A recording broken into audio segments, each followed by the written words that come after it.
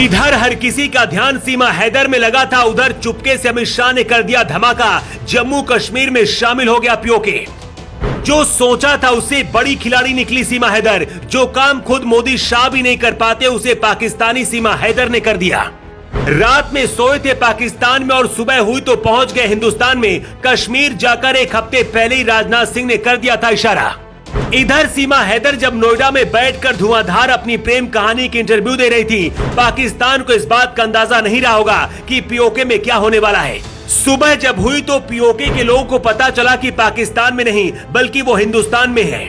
हर किसी के mobile phone पर जम्मू कश्मीर की लोकेशन दिखने लगी और जो प्रतिबंध मोदी सरकार ने भारत में लगाए हैं वो पीओके में भी लागू हो गए। आपको याद होगा कि 2019 में ऐसे ही अचानक से जम्मू कश्मीर से धारा 370 को हटा दिया गया था। पाकिस्तान से आई सीमा हैदर को भारत में जासूस बताया गया है, लेकिन अब यही सीमा हैदर भारत की बहू बनने के साथ साथ हिंदुस्तान के लिए ऐसा हथियार बन गई है कि पाकिस्तान अब जिंदगी भर रोएगा। सबसे पहले आपको बताते हैं कि पीओके में भारत ने ऐसा क्या खेल कर दिया है और आगे क्या करने वाला है।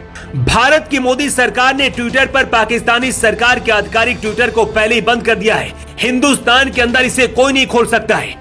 पाकिस्तान ने कश्मीर से जुड़े भारत के जिस हिस्से में कब्जा किया है, जिसे पाक अधिकृत हिंदुस्तान कहा जाता है, वहां के लोगों ने जब अपना फोन देखा तो पाकिस्तान की जगह पर जम्मू कश्मीर की लोकेशन अचानक दिखने लगी। सिर्फ इतना ही नहीं, पीओके में पाकिस्तान सरकार का ही अकाउंट ब्लॉक बताने लगा। इसके बाद तो पूरे पाकिस्तान में हड़कंप मच गया। पाकिस्तान के पत्रकार भी पूरी कहानी बताने लगे और लोगों को ये दिलासा दिलाने लगे कि आप हिंदुस्तान में नहीं बल्कि पाकिस्तान में ही हैं।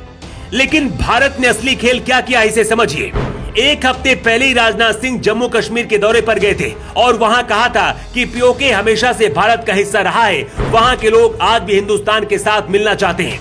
इसके आगे उन्होंने कहा था कि पीओके के लोगों पर पाकिस्तान जब अत्याचार करता है तो हमें दर्द होता है। राजनाथ सिंह ने कहा था भारत की संसद में पीओके को लेकर सर्वसम्मत से प्रस्ताव पारित है कि वो भारत का हिस्सा है और रहेगा। पीओके में जो पाकिस्तान की सरकार वहां के लोगों के ऊपर जुल्म ढा रही है, वहां के लोग भारत में शामिल होना चाहते हैं। पीओके से ही मांग उठेगी कि उन्हें भारत देश में शामिल किया जाए। मतलब आज नहीं तो कल पीओके को भारत का हिस्सा बनना ही है। पिछले महीने पीएम मोदी जब अमेरिका गए थे, उस दौरान मोदी से ट्विटर के मालिक एलन मस्क मिले थे और उन्होंने तब कहा था कि मैं पीएम मोदी का फैन हूँ। अब पाकिस्तान रोते हुए कह रहा कि मोदी शाह ने एलन मस्क से बात करके ही ट्विटर के जरिए भारत की लोकेशन को पीओके में शिफ्ट कर दिया है। ये सब कुछ ऐसे वक्त में हो रहा है जब पाकिस्तान की सीमा हैदर भारत के अंदर आई है। पाकिस्तान और हिंदुस्तान दोनों देशों की मीडिया में सिर्फ सीमा हैदर चल रही है, इसीलिए भी शायद किसी का ध्यान पीओके में नहीं गया। लेकिन आप अंदाजा लगा सकते हैं कि जब नींद से आप उठें और पता चले कि आप किसी और देश में हैं, तो क्या हाल होगा। ऐसा ही कुछ पीओके के अंदर भी हुआ है। हालांकि पीओके के ज्यादातर लोग बहुत खुश हो गए थे कि हम भारत में शामिल हो गए हैं।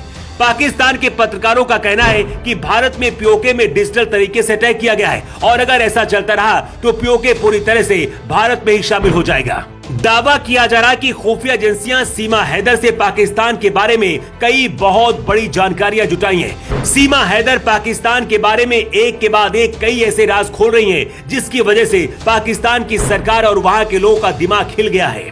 पाकिस्तान में सीमा हैदर को फांसी देने की मांग उठ रही है, लेकिन सीमा हैदर की काबिलियत और शातिर दिमाग को देखते हुए लगता है कि वापस पाकिस्तान हिंदुस्तान नहीं भेजेगा। फिलहाल पाकिस्तान की हालत पीओके को लेकर खराब हो गई है, क्योंकि पाकिस्तान के प्रधानमंत्री शहबाज शरीफ बहुत ज्यादा डर गए हैं और उन्हें लगता है कि आज डिजिटल अटैक हुआ है और किसी दिन भारत की सेना अटैक करके पीओके में कब्जा कर लेगी और पाकिस्तान देखता रह जाएगा। द राशिद के लिए ब्यूरो रिपोर्ट।